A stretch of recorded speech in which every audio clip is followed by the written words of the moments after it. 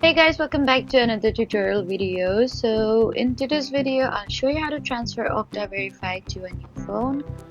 So if you've upgraded your device and want to keep using Okta Verify, then just follow along. First, install Okta Verify from the App Store on your new phone. And if you still have access to your old phone, open Okta Verify and check whether organization allows account transfer. Many organizations require you to reactivate Okta Verify rather than transferring it directly. Next, sign into your company's Okta portal using a web browser.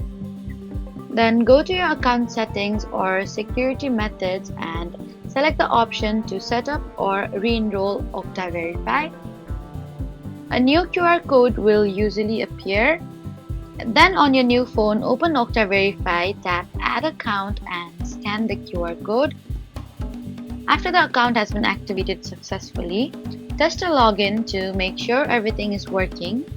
And if you no longer have your old phone or can't sign into the Okta portal, you need to contact your company's IT administrators so they can reset your multi-factor authentication and issue a new activation.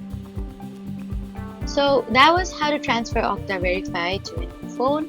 Please don't forget to like, comment, and subscribe for more helpful tutorials. Thank you for watching.